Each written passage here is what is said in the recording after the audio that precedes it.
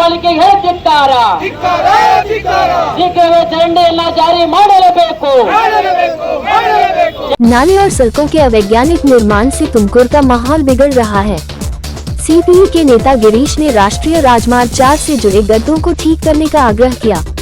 तुमकुर कल्पतरू नगरी smart city Tumkur सामाजिक, कलात्मक और साहित्यिक संघर्षों के लिए जाना जाने वाला जिला है। तुमकुर शहर के मध्य भाग और राष्ट्रीय राजमार्ग को जोड़ने वाली संपर्क सड़कें, जिन्हें शहर के बाहरी इलाकों से मोड़ दिया गया है, धूल भरी है, गड्ढे हैं और नाले की अवैज्ञानिक व्यवस्था है, जो बारिश के दौरान इस क्षेत्र में आने जाने वाले नागरिकों के लिए एक समस्या बन जाती है। सीपीई पार्टी के जिला सचिव गिरीश ने मांग की कि नगर निगम और संबंधित जनप्रतिनिधियों व अधिकारियों को तुरंत सड़कों और नालियों की मरम्मत कर यातायात को सुचारू बनाना चाहिए। शहर को राष्ट्रीय राजमार्ग से जोड़ने वाली लोअर ब्रिज रोड के पास प्रगतिशील विचारकों, विभिन्न संगठनों और सीपीई पार्टी द्वारा आयोजित एक विरोध प्रदर्शन में बोलते हुए गिरीश ने कहा कि इस क्षेत्र का वार्ड नंबर 1 लिंगापुर पहले ग्राम पंचायत के अधिकार क्षेत्र में था।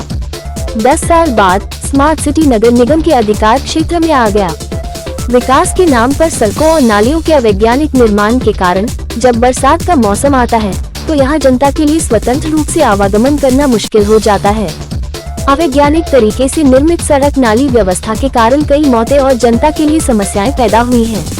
उन्होंने नगर निगम, राष्ट्रीय राजमार्ग निर्माण प्राधिकरण और स्थानीय जनप्रतिनिधियों से मांग की वे यहाँ की समस्याओं का तुरंत समाधान करें और जनता को स्वतंत्र रूप से आवागमन की अनुमति दें।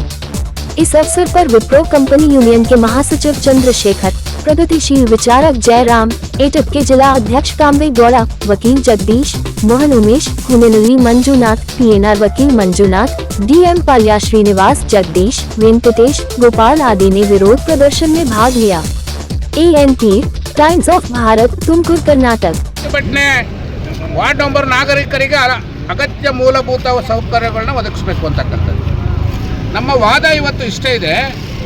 ಗ್ರಾಮ ಪಂಚಾಯಿತಿಯಿಂದ ಬೇರ್ಪಟ್ಟು ನಗರಸಭೆಯಾಗಿ ಅದೇ ರೀತಿ ಮಹಾನಗರ ಪಾಲಿಕೆಯಾಗಿ 10 ವರ್ಷ ಕಳೆದಿದೆ. ಹಿಂದೆ ಗ್ರಾಮ ಪಂಚಾಯಿತಿಯಲ್ಲಿದ್ದಂಥ ಸಂದರ್ಭದಲ್ಲಿ ಅಟ್ಲೀಸ್ಟು ಗ್ರಾಮದಲ್ಲಿರ್ತಕ್ಕಂಥ ಮನೆಗಳ ನೀರು ಅಟ್ಲೀಸ್ಟ್ ಹೊರತು ತಿಪ್ಪೆಗೋ ಇನ್ನೊಂದಕ್ಕೋ ಗುಂಡಿಗೋ ಯಾವುದಕ್ಕೋ ಸೇರ್ಕೊಳ್ಳೋದು ಏನೂ ಸಮಸ್ಯೆ ಆಗ್ತಿರ್ಲಿಲ್ಲ. ನಗರ ಆಗಿ ಬೆಳೆದ ನಂತರ ಇವತ್ತು ಚರಂಡಿಗಳು ಅವೈಜ್ಞಾನಿಕವಾಗಿ ಕೂಡಿದ್ರಿಂದ ಅಲ್ಲಿ ಹಾವುಗಳು ಬರ್ತಾ ಇದೆ.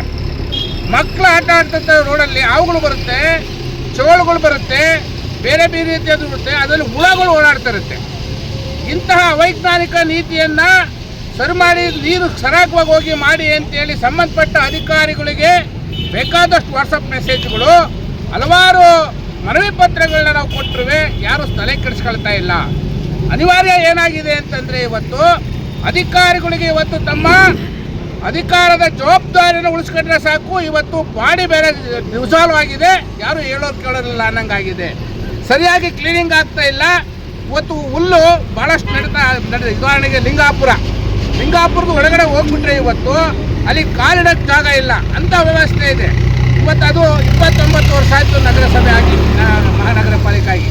ಅದೇ ರೀತಿ ಇಲ್ಲಿ ಇನ್ನೊಂದು 15 ದಿವಸ ಧೂಳು ಸ್ಟಾರ್ಟ್ ಆಗುತ್ತೆ. ಕಣ್ಣಿಗೆ ಬಿದ್ದು ಎಷ್ಟೋ ಜನ ಆಕ್ಸಿಡೆಂಟ್ ಆಗಿದ್ದಾರೆ, ಕಣ್ಣುಗಳು ಹೋಗಿದ್ದಾವೆ. ಇಲ್ಲಿ ಬೆಳಗ್ಗೆ ಇದ್ದರೆ ಶಾಪ ಆಗ್ತಕ್ಕಂಥ ವ್ಯವಸ್ಥೆ ಇದೆ. ಇಲ್ಲಿ ಎಲ್ಲ ದುಡಿತಕ್ಕಂಥ ಜನ ಇರೋದ್ರಿಂದ ಬೆಳಗ್ಗೆ ತಮ್ಮ ಹೊಟ್ಟೆ ಪಾಡಿಗೆ ಹೋಗ್ತಾರೆ, ಸಂಜೆ ಬಂದು ವಾಪಸ್ ಅವರು ಮತ್ತೆ ಗೊಣಿಕೊಂಡು ಧೂಳನ್ನ ಹೊಡ್ಕೊಂಡು ಹೋಗೋಂಥ ಪರಿಸ್ಥಿತಿ ಬಂದಿದೆ. ಅದೇ ರೀತಿ ರೋಡ್ಗಳು ಇವತ್ತು ಮಕ್ಕಳು ಎಷ್ಟೋ ಜನ ಬಿದ್ದಿದ್ದಾವೆ, ಎದ್ದಾಡ್ತಾರೆ, ಗಾಡೀಲಿ ಬಿದ್ದಿದ್ದಾರೆ, ಆಕ್ಸಿಡೆಂಟ್ ಆಗಿದ್ದಾವೆ. 2 ಗಾಡಿ ಬಂದರೂ ಹೋಗೋಕ್ಕಾಗ್ತಾ ಇಲ್ಲ. ಇಂಥ ಗುಂಡಿ ವ್ಯವಸ್ಥೆಯನ್ನು ಸರಿಪಡಿಸಬೇಕು ಅಂತೇಳಿ ನಾವು ವಾಟ್ಸಪ್ ಮೆಸೇಜು ಲೈವ್ ಎಲ್ಲ ಕೊಟ್ಟಿದ್ದೀವಿ. ಆದರೆ ಅಧಿಕಾರಿಗಳು ಸರ್ಕಾರಿ ಮೊಬೈಲ್ ನೋಡೋದೇ ಇಲ್ಲ. ಇಂತಹ ಅವೈಜ್ಞಾನಿಕ ಪರಿಸ್ಥಿತಿ ಉಂಟಾಗಿ ಅನಿವಾರ್ಯ ಪ್ರತಿಭಟನೆಗೆ ಬಂದಿದೆ ಇವತ್ತು.